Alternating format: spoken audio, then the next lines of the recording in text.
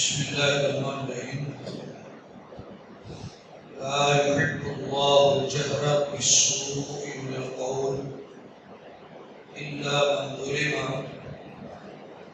وكان الله سميعا عليما. اس آیت مبارکہ سے چھٹے پارے کا آغاز ہوتا ہے۔ اللہ تبارک تعالیٰ نے فرمایا کہ اللہ تعالیٰ بری بات کو جہر کرنا پسند نہیں کرتے۔ ہاں اگر کوئی مظلوم ہو تو اسے اجازت دے، اور اللہ سننے والا جاننے والا ہے۔ اس آیت مبارکہ میں ایک بنیادی اصول بتا دیا کہ بری بات کو جہر کرنا اچھا نہیں ہے۔ بری بات سے مراد کسی کی انفرادی خامی کوتاہی ہو سکتی ہے جسے آپ غیبت کے ذریعے ظاہر کرتے ہیں، یہ درست نہیں ہے۔ الا من ظلم کا مطلب ہے اگر کسی پر ظلم کیا گیا ہے تو وہ ظالم کی بری بات کو ظاہر کر سکتا ہے، وہ بتا سکتا ہے کہ فلاں بندے نے مجھ پر ظلم کیا ہے۔ ایک حدیث میں آتا ہے کہ مثل الغنی کی ظلم، غنی کا ٹال مٹول کرنا ظلم ہے۔ یعنی ایک بندے نے آپ کے پیسے دینے ہیں اور وہ ہے بھی غنی، اس کے پاس پیسے ہیں، پھر بھی ٹال مٹول کرتا ہے تو یہ ظلم ہے۔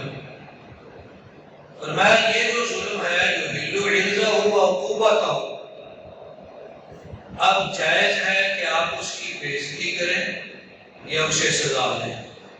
اس کی بےعزتی آپ کر سکتے ہیں کہ جس کے پاس پیسے ہوں پھر بھی نہ دیتا ہو۔ بعض لوگوں کو عادت ہوتی ہے کہ ان کے پاس گنجائش بھی ہوتی ہے پھر بھی دوسرے کے پیسے دبا کے رکھتے ہیں۔ فرمایا ایسے بندے کی بات ظاہر کی جا سکتی ہے، اس کی بےعزتی کی جا سکتی ہے، اس میں کوئی حرج نہیں۔ عموماً بری بات جو ہے اس کو چھپانا چاہیے، اس کا اظہار نہیں کرنا چاہیے۔ یہ سورۃ النساء ہے، لیکن اس میں عیسائیوں کے تناظر میں کچھ باتیں حضرت مسیح علیہ السلام کے بارے میں آخر میں آ گئی ہیں۔ تو اللہ تعالیٰ نے یہاں پہ حضرت مسیح کے تعلق سے یہودیوں کی ایک بات بتائی۔ یہودی کہتے ہیں کہ ہم نے حضرت مسیح کو قتل کر دیا۔ اللہ فرماتے ہیں نہیں، نہ انہوں نے ان کو قتل کیا، نہ انہوں نے رسولی دیا، بلکہ ان پر تشبیہ ڈال دی گئی۔ تشبیہ کا مطلب کیا ہے؟ مفسرین کرام نے فرمایا یا تو یہ ہے کہ حضرت مسیح علیہ السلام نے اپنے حواریوں کو، خاص ساتھیوں کو کہا کہ کون ہے جو اس بات کو پسند کرے کہ اس پر میری تشبیہ ڈالی جائے، وہ جنت میں میرے ساتھ ہو۔ ایک جوان اٹھا، اس نے کہا کہ میں یہ پسند کرتا ہوں، تو اس پر حضرت مسیح کی تشبیہ ڈال دی گئی اور یہودیوں نے اسے پھانسی دے دی۔ ایک روایت یہ ہے کہ ایک شخص یہودیوں میں سے حضرت مسیح کے ساتھ بڑی دشمنی رکھتا تھا۔ جب یہودیوں کے 40 علماء کی کمیٹی نے حضرت مسیح کو مذہب کی گستاخی کے الزام میں پھانسی کی سزا سنائی تو انہیں ایک گھر میں بند کر دیا گیا پھانسی سے پہلے۔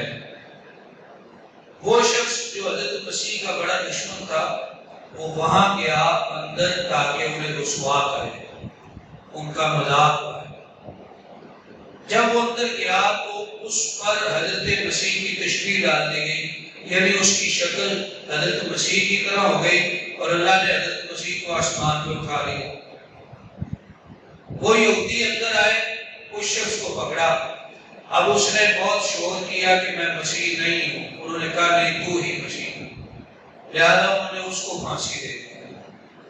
اس لیے قرآن کہتا ہے ولیکن شبہ لہم، ان پر تشبیہ ڈال دی گئی، حقیقت میں انہوں نے حضرت مسیح کو پھانسی نہیں دی، بلکہ اللہ فرماتے ہیں کہ اللہ نے انہیں اپنی طرف اٹھا لیا اور رفعہ اللہ الیہ۔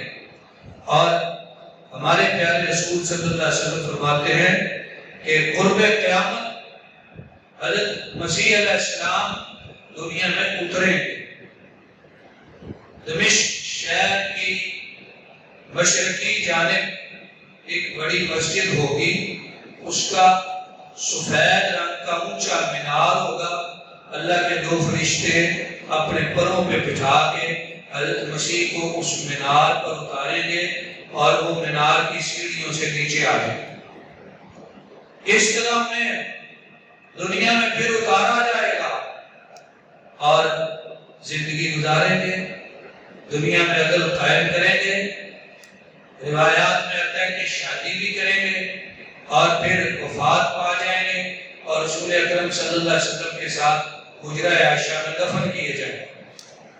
یہ حضرت مسیح علیہ السلام کے بارے میں کچھ حقائق ہیں جو قرآن اور حدیث شریف میں آئے ہیں، لیکن حضرت مسیح کو ماننے والے جو مسیحی ہیں جنہیں ہم عیسائی کہتے ہیں، وہ ان حقائق کو جانتے نہیں ہیں یا ان سے وہ بلا وجہ غفلت اختیار کرتے ہیں۔ عیسائیوں نے یہ سمجھ رکھا ہے، یہودی تو کہتے ہیں نا کہ ہم نے دشمنی میں حضرت مسیح کو پھانسی چڑھا دیا، اور عیسائی کہتے ہیں کہ حضرت مسیح ہمارے گناہوں کے کفارے میں پھانسی چڑھے۔ گویا دونوں مذاہب کا یہ عقیدہ ہے، لیکن قرآن کہتا ہے نہیں، نہ انہوں نے قتل کیا نہ انہوں نے سولی چڑھایا، بلکہ اللہ نے انہیں زندہ آسمان پہ اٹھا دیا۔ یا اس تناظر میں یہ بات بھی فرمائی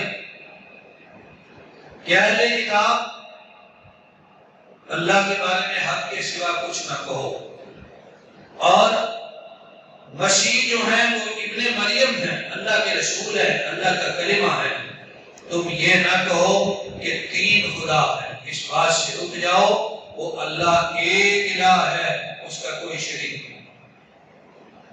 گویا کہ جو تین کا عقیدہ ہے اس کا یہاں پہ رد کر دیا، اور تین کا عقیدہ شاید مسیحیت سے چلا، لیکن قدیم مذاہب میں پایا جاتا ہے، ہندوؤں کے ہاں بھی تین مورتی کا عقیدہ پایا جاتا ہے، اور بدھ مت کے ہاں بھی تین خداؤں کا عقیدہ پایا جاتا ہے، عیسائیوں میں بھی پایا جاتا ہے۔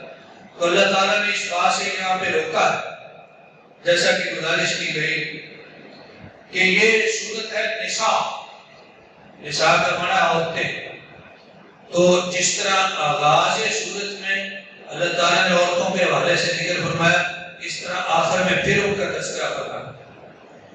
یہاں پہ یہ فرمایا کہ اگر ایک بندہ فوت ہو جائے، نہ اس کے والدین ہو نہ اس کی اولاد ہو، البتہ اس کی ایک بہن ہو، تو فرمایا اس کی بہن کو اس کی آدھی وراثت مل جائے، اور اگر بہنیں ایک سے زیادہ ہو تو پھر انہیں 2/3 وراثت مل جائے۔ اندازہ فرمائیے کہ دین اسلام نے عورتوں کا کتنا خیال رکھا، انہیں وراثت میں سے حصہ دے دیا، اور یاد دیکھیں کتنا بڑا حصہ دے دیا، اور میں 2/3 حصہ۔ تو اس عورتوں کے لیے حصے کے بیان کے ساتھ ہی سورۃ النساء کا اختتام ہوتا ہے۔ اس کے بعد جو سورت آج کی نماز تراویح میں پڑھی گئی وہ ہے سورۃ المائدہ۔ المائدہ کا معنی ہے دسترخوان۔ اس کا تذکرہ کل کے بیان میں آئے گا انشاءاللہ کہ یہ دسترخوان کیا ہے۔ یہ سورت مدنی سورت ہے، اور یاد رکھنا چاہیے کہ اس میں بہت سارے احکام شرع، شریعت کے حکم اس میں آئے ہیں کہ کیا کیا کرنا ہے اور کیا کیا نہیں کرنا۔ اس میں احکام بڑی تفصیل سے آئے. مثلا پہلی آیت میں فرمایا اہل ایمان جو تم کسی کے ساتھ معاہدہ کرو اس وعدے کو پورا کرو. وہ تمہارا عہد تجارت ہو، عہد بیع ہو یا عقد نکاح ہو، جو بھی معاہدہ آپس میں دو افراد کا یا دو پارٹیوں کا طے پاتا ہے، قرآن کہتا ہے اس کو پورا کرو اگر اس میں کوئی شرعی عذر نہ ہو.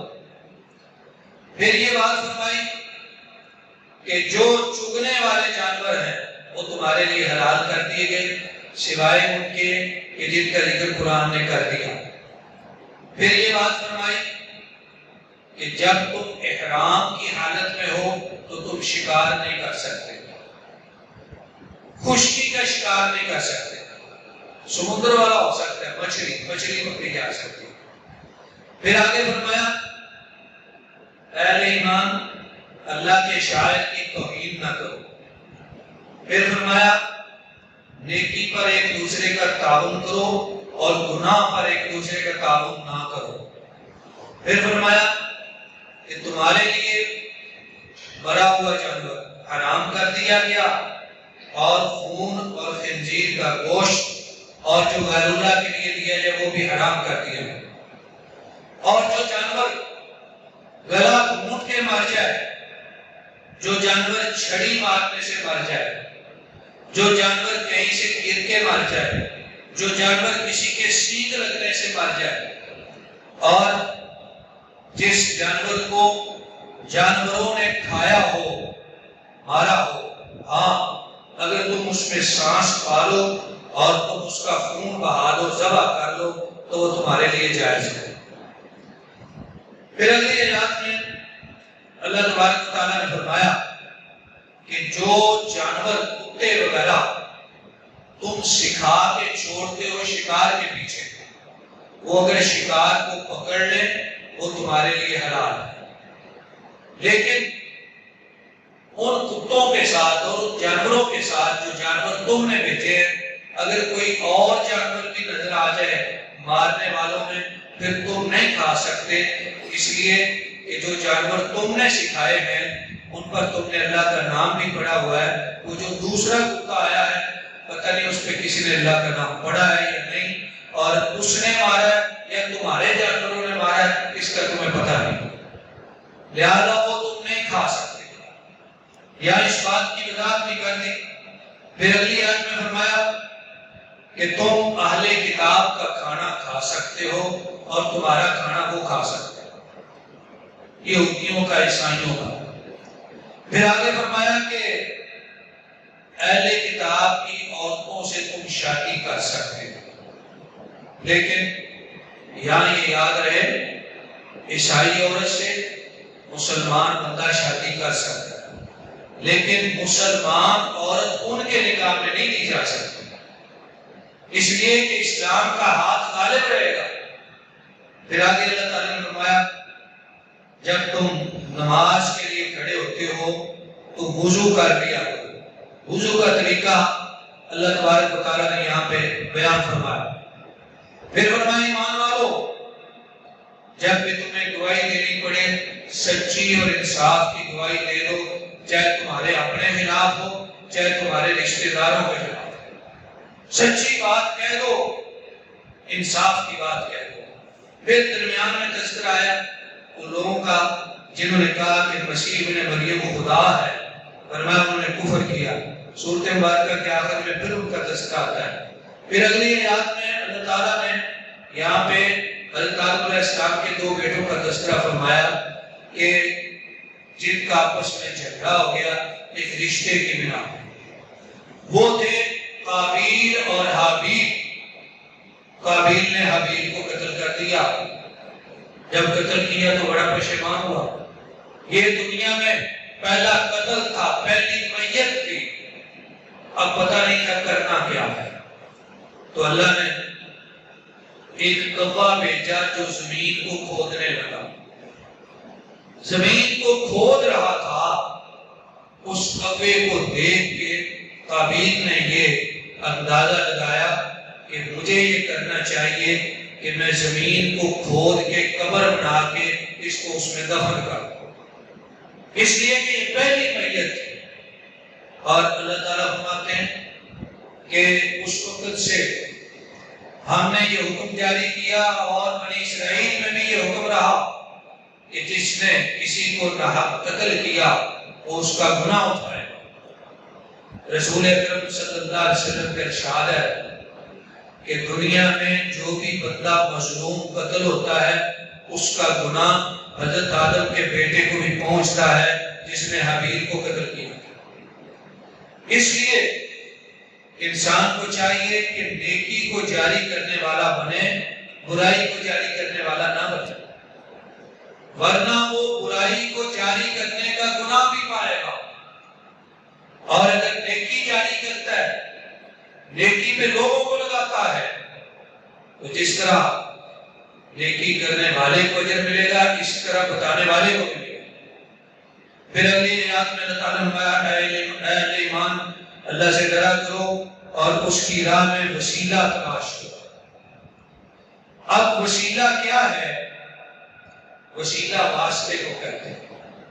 وسیلہ دو طرح کا ہے، ایک وسیلہ ہے جائز جو شریعت نے مقرر کیا ہے، اور ایک وسیلہ ہے ناجائز جو لوگوں نے خود بنا لیا۔ جائز وسیلہ تین طرح سے شریعت میں بیان کیا گیا۔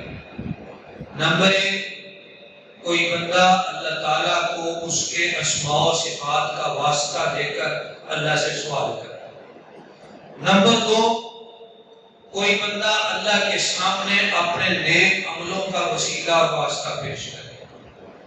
نمبر تین، کسی اللہ کے نیک بندے سے اپنے لیے دعا کرائی جائے۔ یہ تین وسیلے شریعت نے جائز قرار دیے۔ اس کے علاوہ جتنے وسیلے ہیں سب ناجائز ہیں اور لوگوں کے بنائے ہوئے، خاص طور پہ فوت شدگان کا وسیلہ، اور یہ کہنا کہ یا اللہ فلاں بزرگوں کی محنتوں کے طفیل ہمارا یہ کام کر دے یا ہمیں بخش دے، یہ شریعت میں جائز قرار نہیں دیا گیا، یہ لوگوں نے بنایا ہوا۔ رہے یہ جو تین وسیلے ہیں شریعت میں جن کی اجازت ہے، ان تینوں کے الگ الگ دلائل قرآن و حدیث میں پائے جاتے ہیں۔ پھر اگلی آیات میں اللہ تبارک و تعالیٰ نے قصاص کے احکام بیان فرمائے اور فرمایا کہ جس طرح انسان کی جان کا قصاص و بدلہ ہے، اس طرح چھوٹے زخموں کا بھی قصاص اور بدلہ ہوگا۔ پھر آگے اللہ تعالیٰ نے بنی اسرائیل کے اہل کتاب کے علماء سو کا تذکرہ فرمایا۔ برے علماء، برے علماء کون ہیں؟ فرمایا جو لوگوں کو گناہوں کے کام سے اور حرام کھانے سے روکتے نہیں، فرمایا وہ ہیں برے علماء۔ اور یہ جو برے علماء ہیں اہل کتاب میں سے، یہ اس طرح برے ہوئے کہ حرام مال کھانے والوں نے اور گناہ کی باتیں کرنے والوں نے ان علماء کو بھی پیسہ دیا، حرام کھلایا، اس لیے وہ ان کے ہم نوا ہو گئے۔ لہذا اللہ کے ہاں یہ بہت بڑی بات ہے اور بہت بری بات ہے کہ علماء لوگوں کو برائی سے نہ روکیں اور برائی پر لوگوں کو آگاہ نہ کریں۔ یہ علماء کی ذمہ داری ہے کہ نیکی کا حکم دیں اور برائی سے روکیں۔ پھر اس سورۃ مبارکہ میں بات آگئی حضرت مسیح حضرت عیسیٰ کی۔ اللہ تبارک و تعالیٰ نے یہاں پہ ایک بات یہ فرمائی کہ یہ کہتے ہیں تین خدا ہیں یا خدا کے حصے ہیں۔ اللہ کے ساتھ حضرت مسیح ہے اور حضرت مریم ہے۔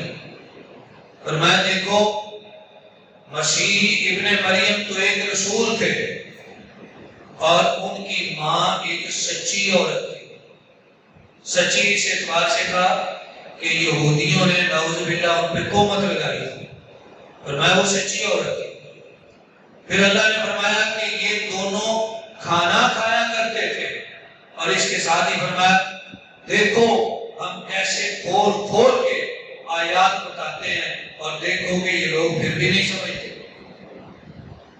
اب مفسرین کرام فرماتے ہیں کہ اس میں اللہ تعالیٰ نے ایک بڑی عجب مثال بیان فرمائی ہے کہ حضرت مسیح اور ان کی والدہ دونوں کھانا کھایا کرتے تھے۔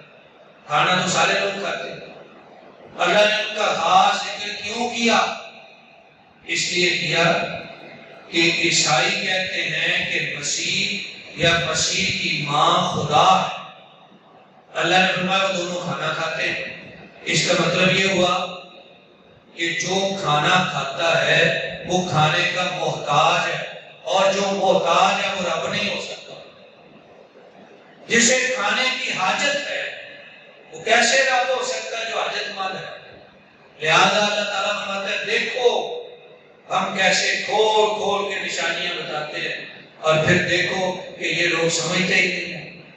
پھر اگلی آیات میں ابھی تذکرہ جاری ہے مسیحی لوگوں کے ساتھ مکالمے کا۔ اللہ تعالیٰ نے فرمایا اہل ایمان دنیا میں تمہارے کچھ نہ کچھ قریب اگر ہے تو وہ عیسائی ہیں، اور اگر تم اپنی دشمنی میں دیکھو تو تمہارے سب سے سخت دشمن یہودی ہیں اور مشرک۔ اہل ایمان کو اللہ تعالیٰ نے واضح فرمایا اور فرمایا کہ عیسائی کیوں تمہارے قریب ہیں؟ اس لیے کہ ان میں کئی علماء ہیں اور کئی رہبان ہیں، اور اس لیے کہ یہ تکبر نہیں کرتے۔ تو اللہ تعالیٰ نے مسیحیوں کے بارے میں یہ جو تذکرہ فرمایا ہے یہ اس پارے کی آخری آیت ہے، اور اس آیت مبارکہ کے ساتھ ہی آج کا ہمارا یہ بیان مکمل ہوا۔ ابھی عیسائیوں کے ساتھ مکالمہ جاری ہے جو اگلے پارے کی آیات سے شروع ہوتا ہے۔ اللہ تعالیٰ سے دعا ہے کہ اللہ تعالیٰ ہمیں اپنی پاک کتاب سمجھنے اور اس پر عمل کرنے کی توفیق عطا فرمائے۔ اللہ تعالیٰ یہ چھٹا پارہ سنانے والے اور سننے والوں کی طرف سے اپنی بارگاہ میں قبول فرمائے۔ آمین۔ وآخر دعوانا ان الحمد للہ رب العالمین۔